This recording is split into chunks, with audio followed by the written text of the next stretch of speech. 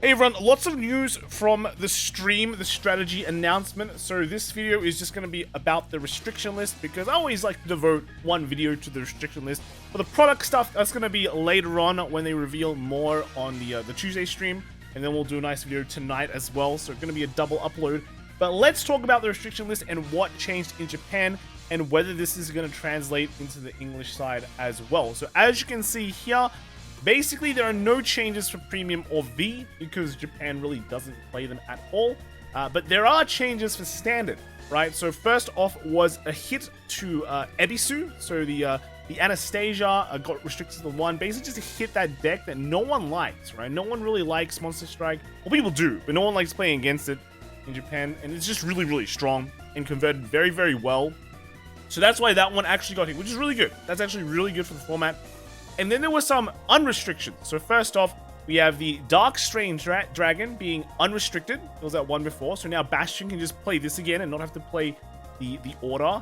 And then the Inlet Pulse Magnolia choice restriction got lifted. So you can just play them both again. Now, I'm not too sure about this. I know a lot of people have been saying that the deck is not that good.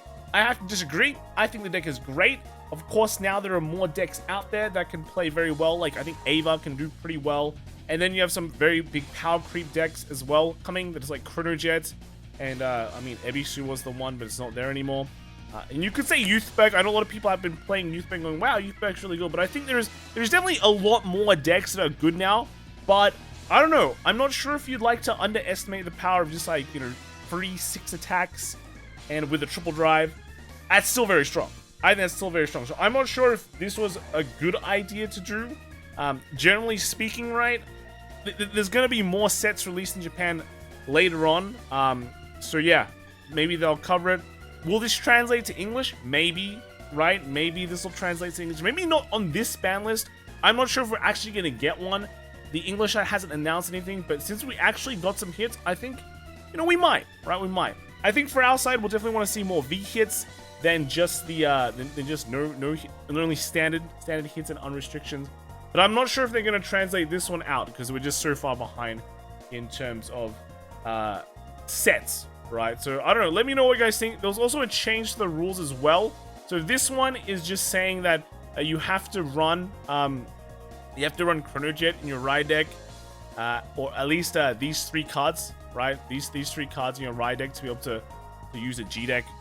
They're just doing this because people are doing creative ways to get around the diversity cut that they use in Japan.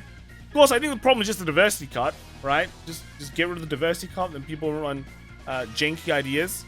But yeah, this is to kind of curve that. Nothing really too significant for us. We don't have diversity cut in English, and I hope we never do.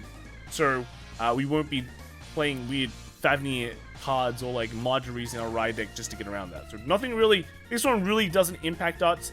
It's only these standard restrictions that we might see in the future. Now, they did release a PDF already explaining these restrictions.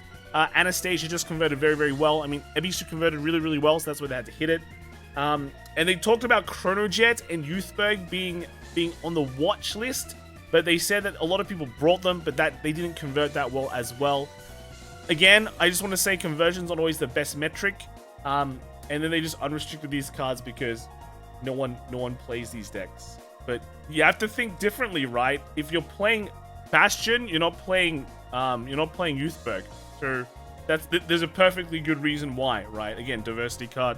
And then, like, if you're playing Magnolia, that means you can't play something like, I don't know, Zorgar or like Flagberg, both, which have shown a few more tops, I guess, shown a few more results. The other issue is just Magnolia without the inlet is like average. Yeah, just like, it's just not that good. It's like binary, right? With inlet, good, because you draw cards, do multi attacks, hit decent numbers. Without it, yeah. All right. Okay, that's it. That's it from me. Let me know what you guys think in the comments below. There'll be another video tonight, and I'll see you guys there. All right, bye.